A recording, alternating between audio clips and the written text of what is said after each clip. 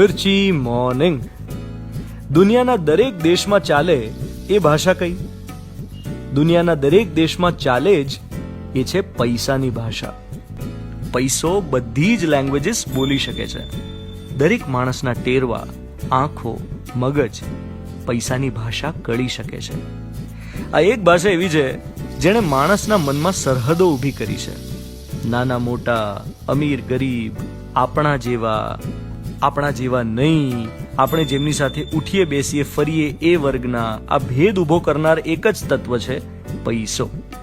પણ સાવ સાચું કહું, મને પૈસાના રણકાર કરતા પ્રેમના ટહુકામાં વધારે મજા આવે છે.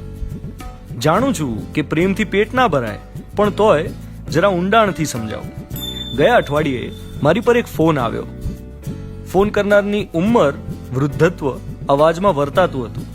એમને ફોન પર વધુ વાત કરવાની ફાવટ ન હોય એ પણ એમના વાક્યો પરથી સમજાતું હતું.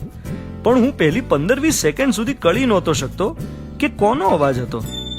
એમણે મને એ કહેવા ફોન કર્યો હતો કે મારા નામની ટપાલ આવી છે. માત્ર મારા નામની નહીં, પણ મારા અગત્યના કામની પોસ્ટ છે. હવે એમનો આ નંબર મારા ફોનમાં સેવ્ડ નહોતો, એટલે અજાણ્યા નંબરથી ખૂબ જાણીતો અવાજ સાંભળીને હું ગૂંચવાયો કે કોણ છે. સામેથી એમણે કહ્યું નથી કે એ કોણ છે, પરિચય નથી આપતા, અને અચાનક મનના ઊંડાણમાં એક ઝબકારો થયો કે આ તો સવિતા માસી, મારા જૂના ઘરના પાડોશી, જેમના સહવાસમાં મારું આખું બાળપણ વીત્યું છે. એ એક ઝબકાર અને વર્ષો પછી સાંભળેલા માસીના અવાજનો એ જ જૂનો રણકાર, જાણે 2 ઘડીમાં હું આખું બાળપણ જીવી ગયો.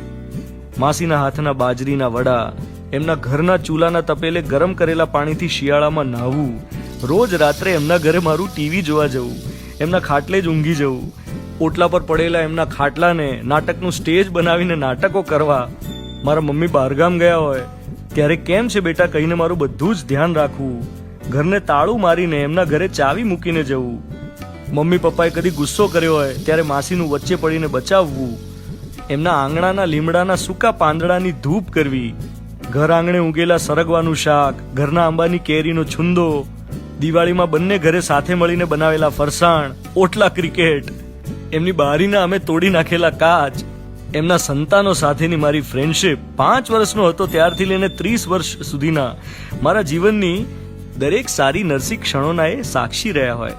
સારા રિઝલ્ટ વખતે એમની આંખોમાં વ્યક્ત થતો આનંદ અને કોઈ દુઃખના પ્રસંગમાં એમના ચહેરા પર છવાયેલો વિષાદ, એક ઝપાટામાં પાડોશના પ્રેમની યાદથી હૃદય છલકાઈ ગયું. તમને પણ આ સાંભળીને કોઈ યાદ આવ્યું ને? એક એવો સંબંધ જેમાં પૈસાનું કોઈ જ મહત્વ નહોતું, માત્ર લાગણી ભીનો સંબંધ હતો. તમે તમારા જીવનના આવા દરેક સંબંધને સેલિબ્રેટ કરી શકો, ઉજવી શકો, એવી વિશની સાથે દિવસની શરૂઆત કરીએ. મિર્ચી પર હું છું ધ્વનિત, તમારી સાથે. Good morning my dear.